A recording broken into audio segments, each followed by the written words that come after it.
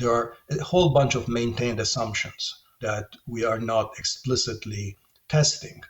Government intervention is ineffective. Markets tend to do well. It's pointless to try to countervail against, the free flow of capital. I'm Bethany McLean. Did you ever have a moment of doubt about capitalism and whether greed's a good idea? And I'm Luigi Zingales. We have socialism for the very rich, rugged individualism for the poor.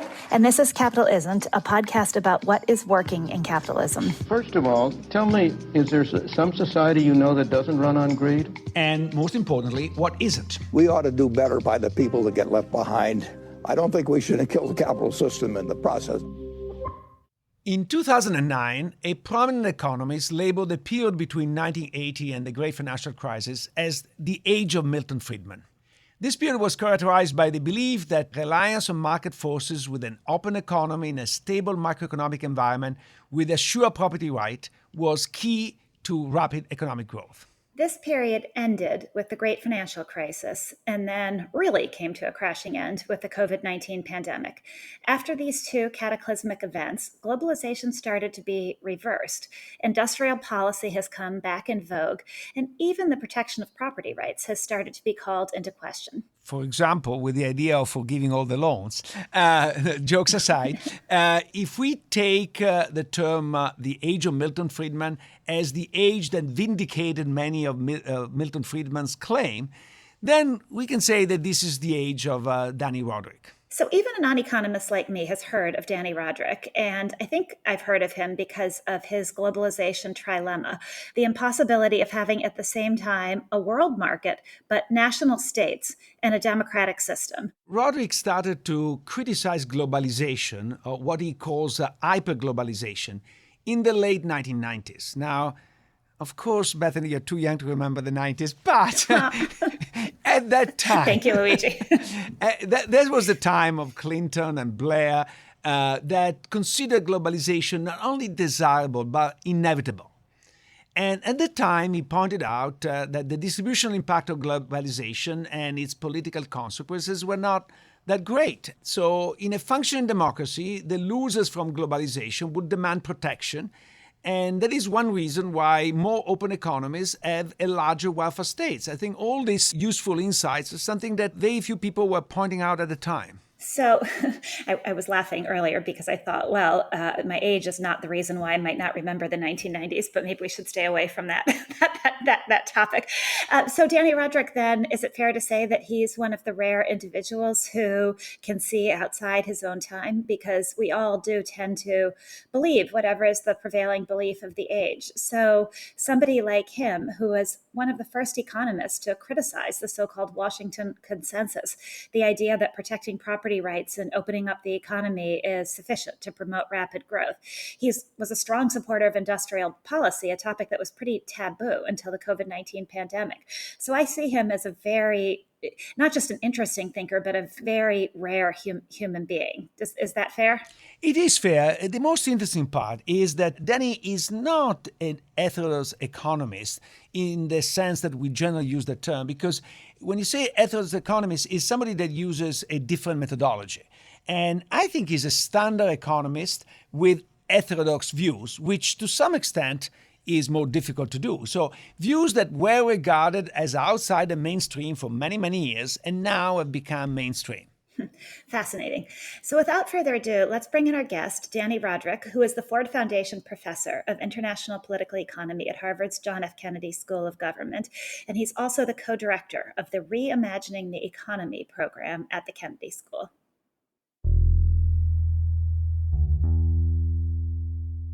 So you've often talked about how the global economy needs a narrative to work. But in the international domain, laws and regulations aren't very effective because they lack enforcement power. So to function, the world economy needs to persuade people, hence the importance of a narrative. What was the narrative that prevailed in the age of Milton Friedman, and what is that narrative now? Is there a narrative that we all agree on, or are we in search of a narrative? Well, I think the answer to your second question is we're very much in search of a narrative. I think there was a well-established narrative during the period that I've called the hyperglobalization era, or people call it neoliberalism or market fundamentalism.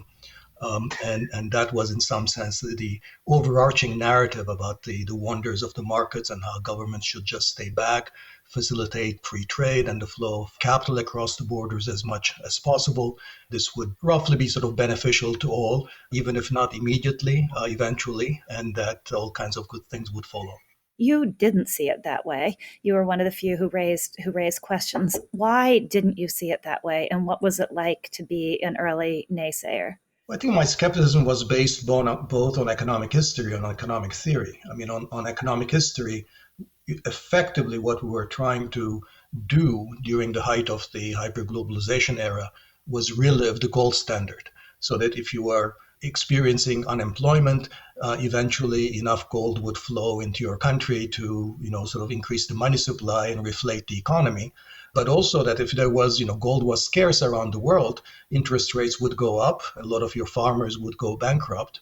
So the conception of economic policy is that there was no role for the government to interfere in what the world market is doing to you, because ultimately the world market is a better source of adjustment than what governments would do. And we've seen actually, sort of the initial first waves of populism actually was a reaction to the globalization under the gold standard. So historically, we've seen these sort of the backlash to advanced forms of globalization, and I think it was impossible not to think that we're going to go through that.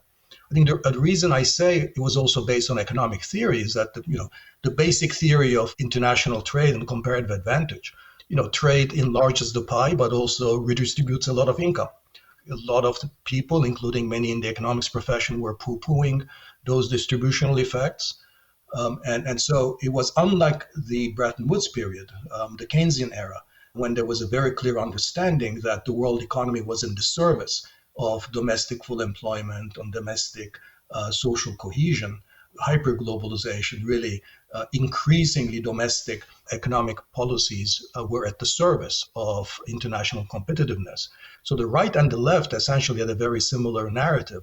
They were both saying, here's what we need to do to become more competitive in the world economy. I mean, they may have differed a little bit on the details.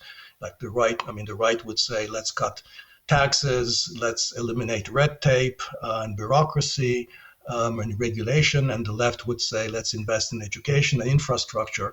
But when you said why, well, the answer was always so we can, become better competitors in the world economy. So it's all, So in the end, I mean, it's sort of the neoliberal hyper-globalization narrative essentially dissipated because of the rise of the far right, the populist, which sort of made it evident to sort of the elites that actually a lot of people had been left behind, and they were responding by voting for populists, particularly of the far right.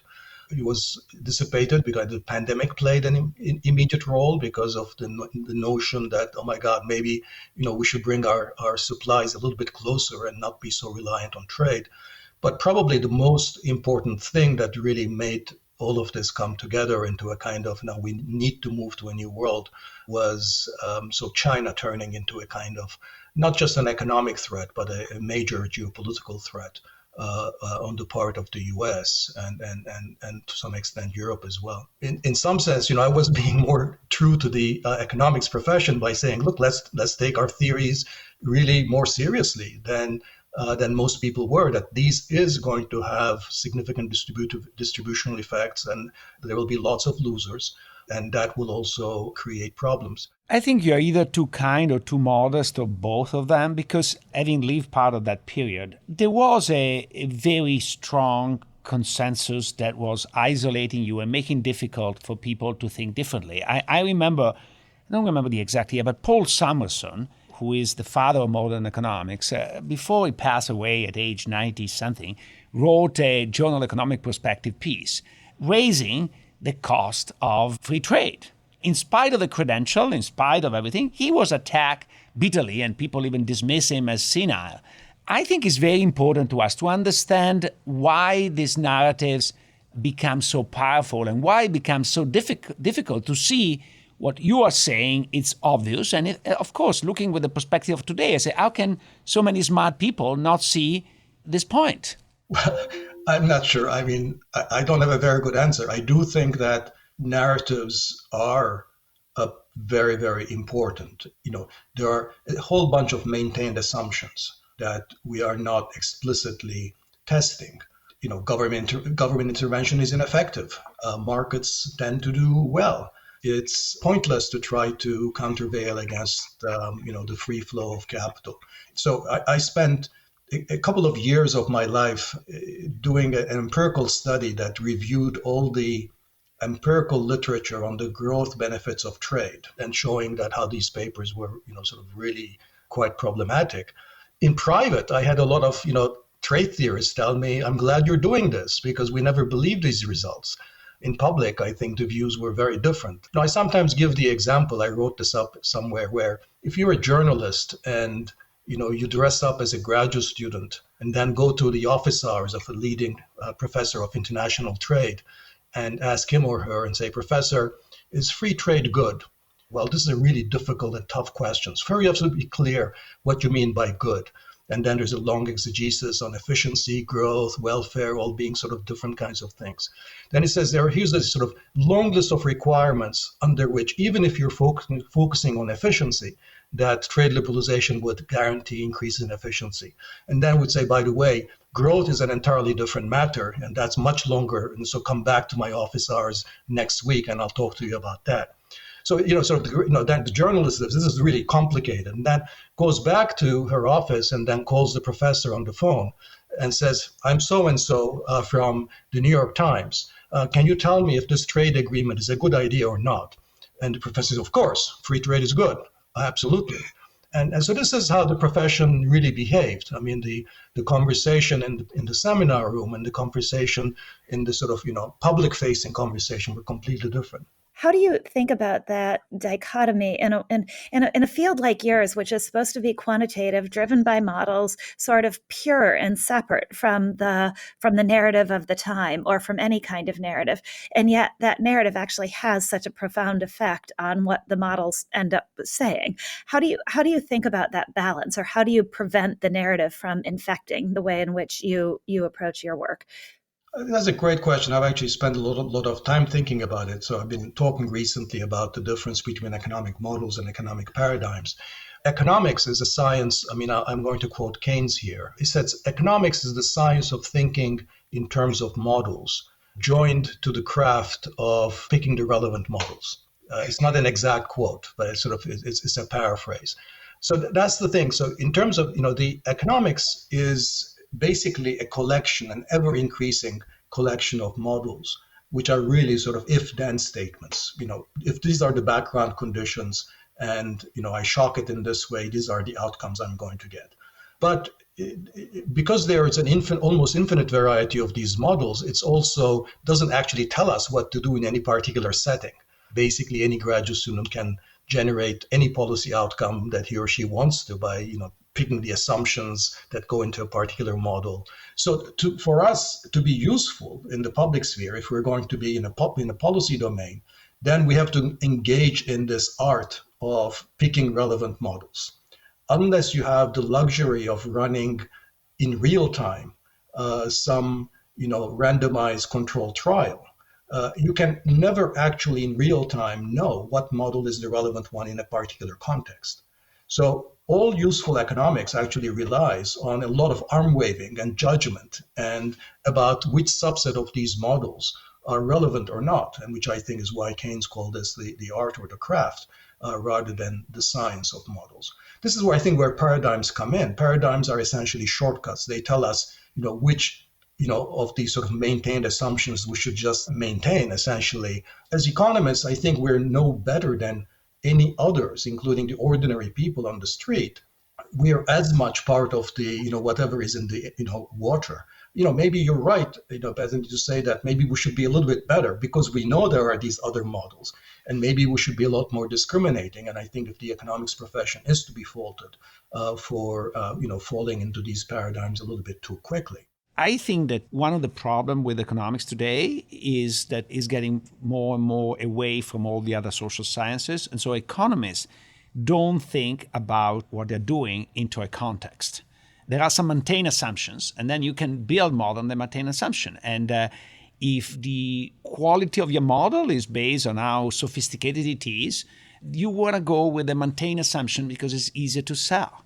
And so there is a pressure to maintain the assumption without challenging the assumption, without even recognizing that there are these maintain assumptions. And then there are big events like the great financial crisis that shift the belief of a lot of people. And so these maintain assumptions becomes different. But people don't really understand and look back and say there's been this change. In addition, I would say there is an enormous pressure to conform. Economics has become a very sophisticated science and a very meritocratic science where people are ranked on the basis of citation, article on the JPE, whatever you want to pick your poison. And so you want to conform and rank on those bases rather than say, look, some of the stuff these people do might be technically elegant, but with a wrong maintain assumption, it doesn't make any sense. Yeah, there is the motive to be different. I mean, when you think about it, the way that we actually publish, certainly if we want to publish in the top journals, is not being fully conformist. You're not going to get publication in the top journal by simply doing a twist of an existing model. By generating surprising results, you're more likely to be successful as a pure economist. Where the conformity really comes in is in our public-facing side. Let me give you a concrete example. One of the best examples of this that I know, is Jagdish Bhagwati. I mean, Jagdish Bhagwati is a good friend. I love him, but he's always been, sort of one of the standard bearers of free trade within the economics profession. He owes his academic fame to a series of papers, all of which demonstrate how small departures from the assumptions of competitive markets can produce adverse effects, and therefore free trade can be undesirable, or at least need to be complemented with policies to fix things. But in public, Bhagwati is a completely different person. Is completely unadulterated free trade. So I think the conformity really comes in that sort of on our public facing, and that's why where we get all the. I mean, there's nothing in our training that forces us to be any different, to be not subject to any of the behavioral biases or the hubris that ordinary people face. And so there we act like any ordinary group of, human beings, except that economics somehow has taken seriously from policymakers. And therefore, we can do a bigger damage on account of that. Yeah, I think I was mulling over as both of you were talking that tension between conformity and nonconformity. And I think it exists in journalism too. There's always a pressure to be where everybody else is, or if you're going to be outside that, to still be marginally outside that in a way that everybody finds interesting, because otherwise it can risk becoming irrelevant. Anyway, this is probably too stark a way to see it, but is US policy or US thinking about globalization simply being yanked around by where China is? So during a period where it looked like China was advantageous to the US, we were all believers in globalization. And once China started to become more frightening and more of a threat, suddenly we're more skeptical. Is that too simplistic a way of seeing things, that our mindset is actually being dictated by what's happening in China? To some extent, that is exactly what is happening. Whether we get out of this a good narrative or a bad narrative is going to depend on whether US and Europe essentially look at this and say, okay, this is now why we need to do things differently. And here's what we need to do for our own sake. Let's fix our own problems. Let's fix our climate problem. Let's fix our middle class problem. Let's fix our problem of declining regions. As opposed to the alternative path, which is to say, we just need to essentially ensure that we can compete better against China, that China doesn't become technologically sophisticated. So there is a constructive version of the reaction to China and a reactive version. And I worry about the reactive version, which puts China as the bogeyman, as sort of the center of what we need to do. That's our basic target, because that, I think, distorts both our priorities with respect to what needs to be done at home, and it also, I think, raises geopolitical tensions and the risk of military and other conflict with China. Speaking of China shock, we had Glenn Hubbard some time back on the podcast, and we asked him, what would you have done differently at the CEA, at the Council of Economic Advisor, had you known then what you know now? Now, I ask you the question in a slightly different way because your ideas were different back then. So what you would have done in 2001, had you been in this position, knowing what you knew then, and what you would have done knowing what you know now? We have the experience of earlier export surges and how we used to respond to these export surges when they threaten to cause economic and social dislocation. In the 1980s, it was Japan. And it was like Reagan was the president, right? The first neoliberal president of the United States. And what did Reagan do? He put up trade barriers against Japanese exports. He saved Harley Davidson because it was just about to go bankrupt. So we think about Reagan as this sort of non-interventionist free trade guy.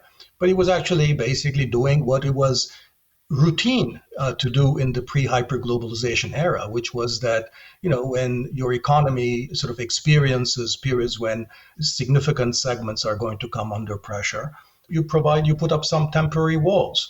And that's not being protectionist. That's actually to save the system, because if you don't save the system, you're going to get somebody like Trump coming and doing much worse. The Chinese export surge obviously was much bigger than the Japanese one, but I think it was the same kind of response that was called for, rather than the sort of the ideological knee-jerk, free trade attitude, which is to say, we take all this stuff on our chin, and those who are bearing the brunt, you guys go get an education. You basically slow down where needed. You negotiate bilateral export restraint arrangements a la 1980s or 1970s with China. I mean, the focus was really on trying to compensate the losers from this trade. But it never worked. And besides, the losers really didn't want compensation alone. They wanted jobs. And so there wasn't the kind of investment in infrastructure, in industrial policies to create jobs that would compensate truly in a meaningful way for this, deindustrialization, which was going to happen anyhow, but just happened very quickly with the Chinese trade.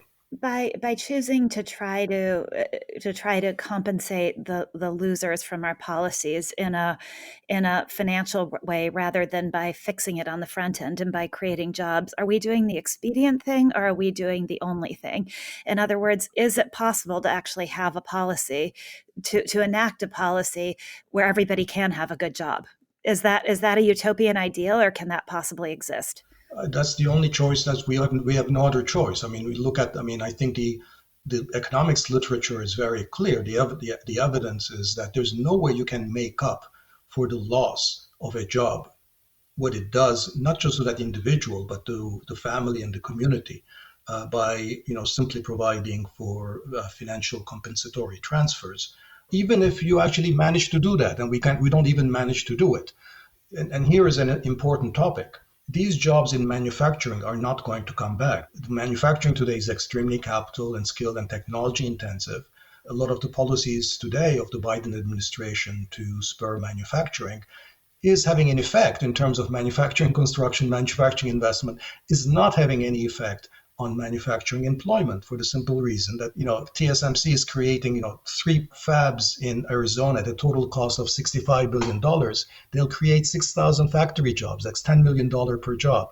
So that's not where the jobs are going to be. The jobs are going to be in services. They're going to be in personal, in care, in medical services, in food services, in retail. That's a very different kind of area. And some of these jobs are the worst kind of jobs that we have in the United States. And so we need to think about what I've called an industrial policy for services and trying to upgrade productivity in these labor absorbing services, which is a very different type of policy than we might have thought of in the 80s or even in the early 90s when manufacturing, there was still some prospect of reviving manufacturing employment. So I was born in Italy at the peak of the so-called Italian miracle, economic miracle, and that miracle was a transfer of workforce from agriculture to industry.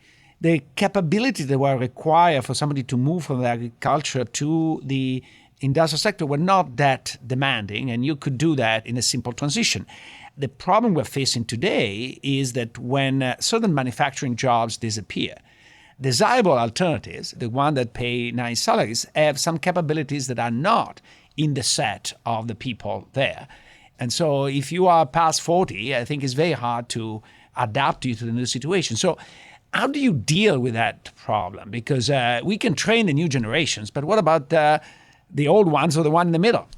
Yeah, so I think obviously education and training is always the solution to the future, and it's never going to be adequate for the reasons that you're mentioning, Luigi. So it has to be coupled with investments in the capabilities of firms, in technological investments that will be directly geared at increasing demand for less than college educated workers.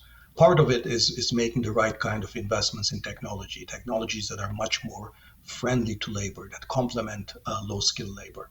So an example of this from the care sector would be technologies like handheld tools and AI that give care workers the ability to monitor their patients on an ongoing basis in real time, and to increase the kinds of stuff they can do in economics terms, the range of tasks that they can perform, and make them much more responsible members of a care team, as opposed to today, they're basically have very, very limited things that they can do if they're home care workers, some of the worst jobs in the US today. There's no reason those jobs, which by the way, is going to be the largest expansion, I mean, sort of that's where the biggest expansion of jobs that's going to happen in the next 10 years is essentially long-term care and home care.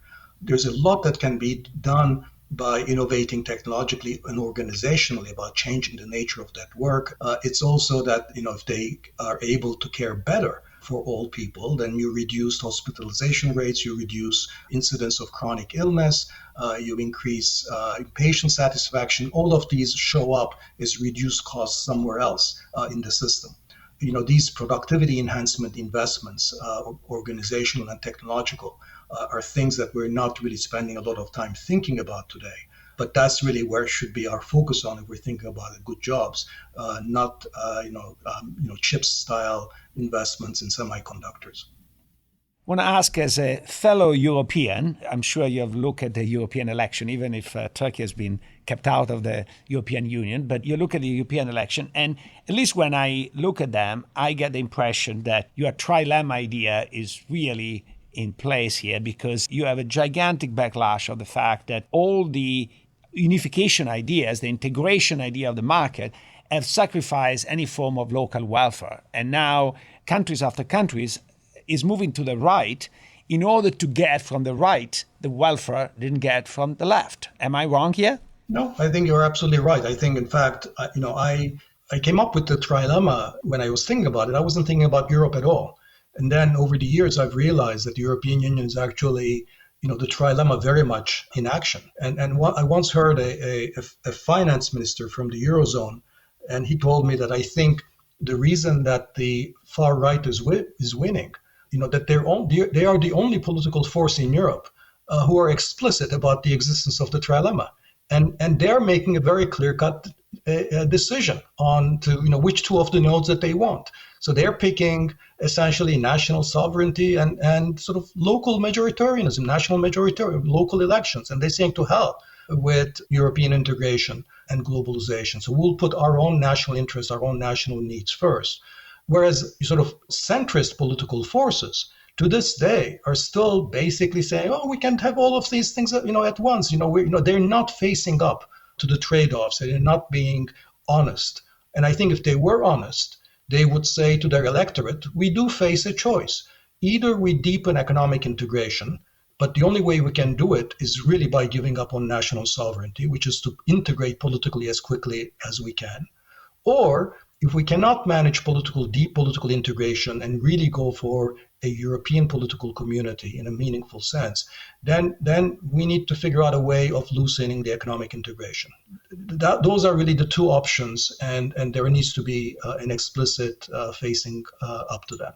But actually, I heard you saying that we need more economic populism precisely to defeat the political populism. Can you elaborate on this idea? I think it's a common misperception in economics that all kinds of populism is bad. There is a strand of populism which has always been kind of a reformist trend, stands against large concentrated power, corporate power, and is very reformist. I mean, we were talking earlier about the gold standard. who were the populists who stood out against the gold standard? It was the sort of the People's Party in the 1890s, and some of their economic ideas became mainstream later on. Or the income tax graduated, or the progressive income tax. That was also a progressive idea. Interestingly, back then, the progressives didn't like import tariffs at all because they thought it was benefiting large corporations. So they said we should substitute progressive income taxation for import tariffs. So, the reason that populism sometimes has, economic populism, I should say, has a negative reputation among economists is essentially that people associate economic populism with macroeconomic populism of the Latin American variety of the 1970s and 1980s. But that's, we can all agree that, we don't want to, engage in macroeconomic spending that goes beyond what's supportable and that creates huge inflation and balance of payments crises. That's not, at the center of economic populism historically. So, last question, at least from me. If an inescapable part of the Milton Friedman decades has been corporate America's focus on its bottom line, what role should corporate America play in a differently configured world or a differently thought of world? And can corporate America play a different role? Are they capable of that? I think the advantage of investors and corporate America is that they're more attached to their bottom line than to any particular ideology.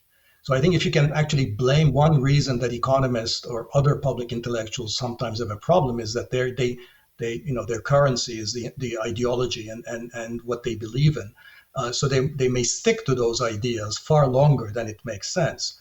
Whereas if you're an investor or a corporation, of course, you're also part of the general, drift of ideas. But ultimately, you're trying to make money. You're just trying to grow your business.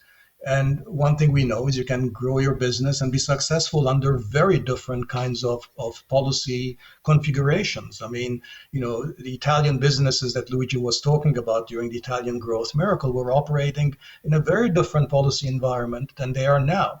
Now, if you talk to them now, they'll say, oh my God, no, we're a globalized world and you can't have dysregulation. You cannot have the unions, or you cannot have, those other, these taxes and so forth.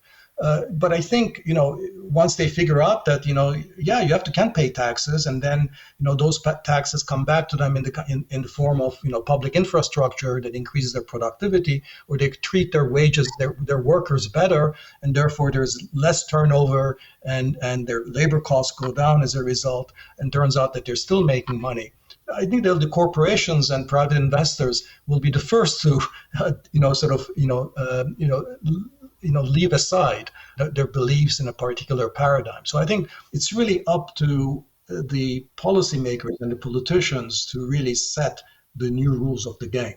And I think we would find that corporations are among the most flexible to adjust. I think they hate uncertainty and unpredictability, but they're always well suited to adjust. If you're enjoying the discussions we're having on this show, then there's another University of Chicago Podcast Network show you should check out. It's called the Chicago Booth Review Podcast. What's the best way to deliver negative feedback? How can you use AI to improve your business strategy? And why is achieving a soft landing so very hard? The Chicago Booth Review Podcast addresses the big questions in business, policy, and markets with insights from the world's leading academic researchers.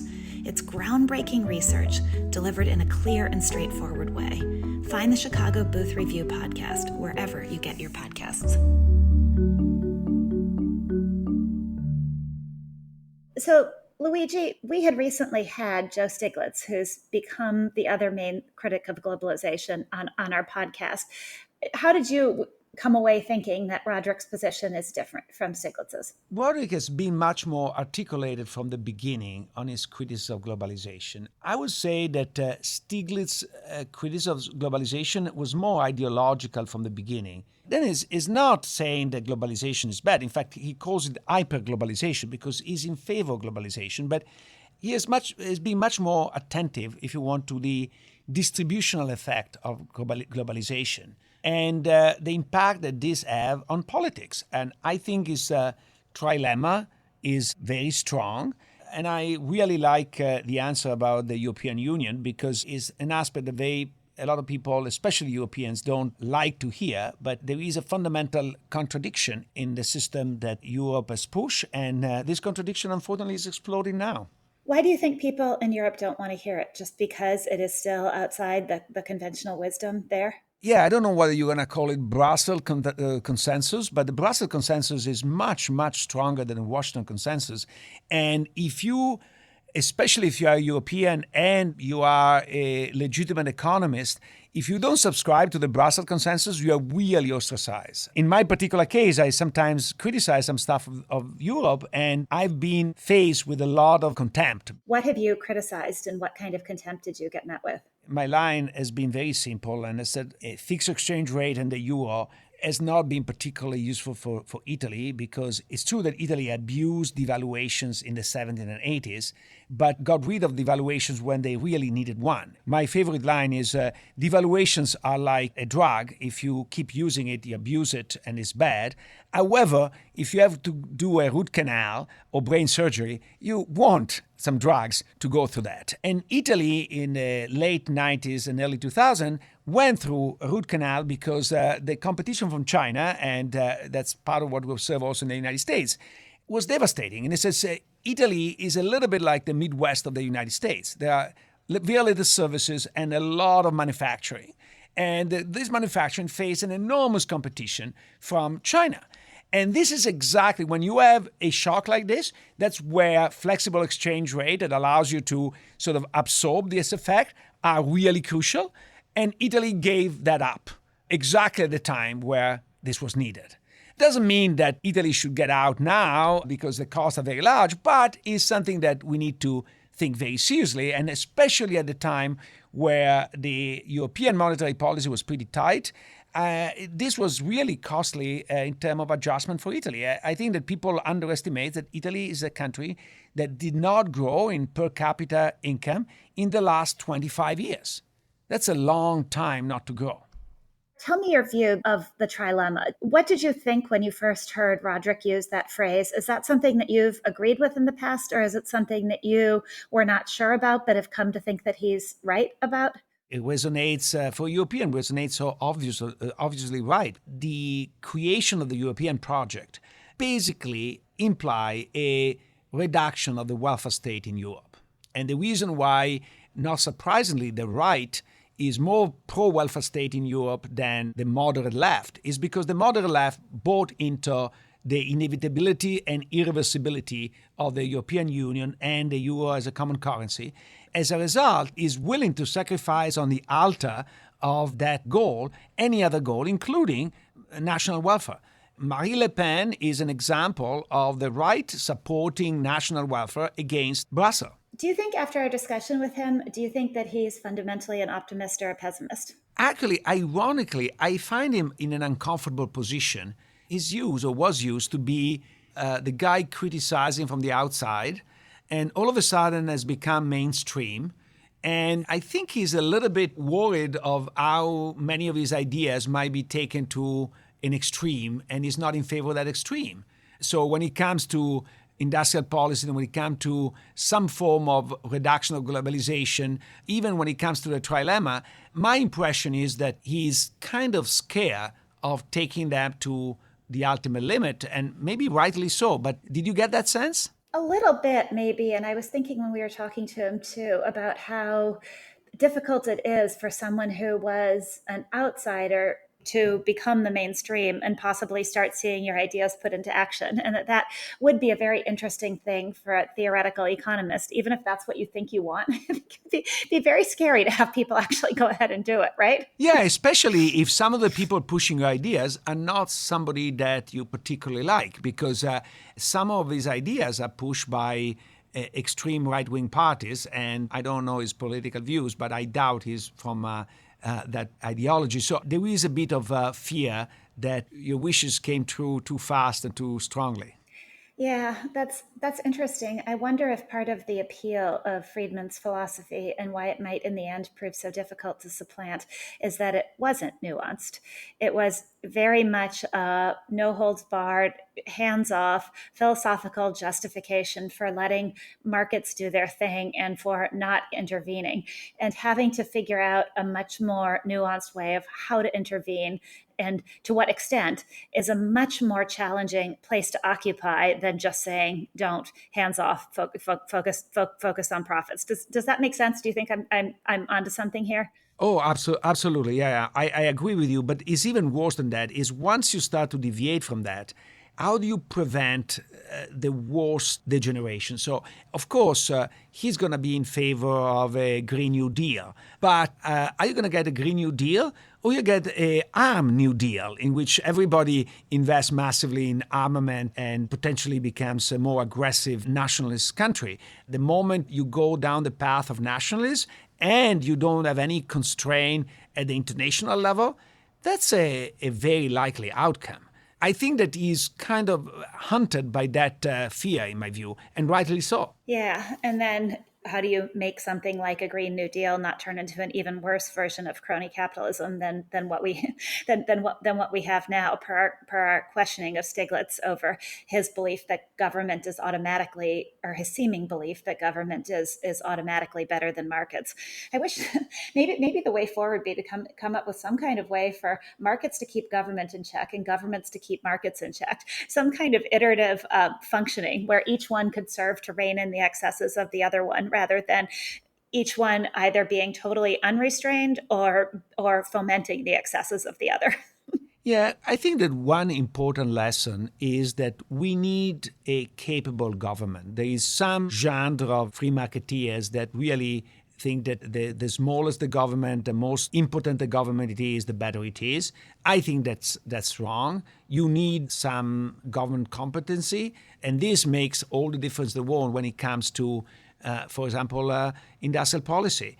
Ironically, the United States did a very good industrial policy when they were doing military defense, because they allocated a lot of resources in a fairly efficient way. If you think about the Cold War, if you think about the space program, they generated enormous technological improvement at costs that, if you look back, they are not that big. I've not seen anybody documenting massive waste in the Apollo program. So the question is, why the government was able to do that and is not able now to even do the most basic things. Right.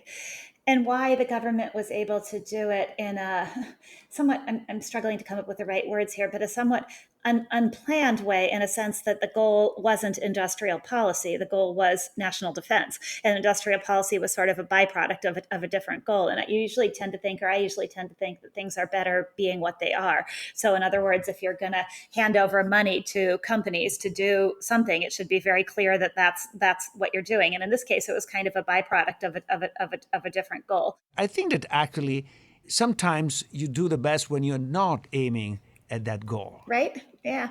Here the goal was to defend the United States against a very threatening and powerful enemy. That moral tension might have helped to have a better allocation of resources. When you are only talking about money and making people richer, then everybody feels more entitled to steal as much as they can. Yeah, that's interesting. A phrase slipped out of me when I was actually talking about my new book, and I'm not quite sure it's right, but I'm thinking about it, which is that you can't have markets without morality. And in a weird way, what we're talking about is exactly that, because when the big moral stakes were the defense of the United States, maybe this functioned as kind of a check on natural human greed. And when industrial policy is just grab as much money as you possibly can because the government's handing it out, maybe then you don't have the necessary moral check. But I will add, you cannot have government without morality, because part of the problem here is that everybody who was involved, let's say in the Apollo program, felt very strongly about the sense of mission. I don't think that if you go around many of the participants in industrial policy today, they do feel the same sense of mission, even on an issue like fighting climate change, which is a big, very important issue. I'm not so sure that people are so pure and dedicated, at least the one working in the administration. Yeah, I think that's a very fair point. Capitalism is a podcast from the University of Chicago Podcast Network and the Stigler Center in collaboration with the Chicago Booth Review. Also, check out promarket.org, a publication of the Stiglet Center. The show is produced by me, Matt Hodap, and Lita Cesarine, with production assistance from Utsav Gandhi, Sebastian Burka, and Brooke Fox. Don't forget to subscribe and leave a review wherever you get your podcasts.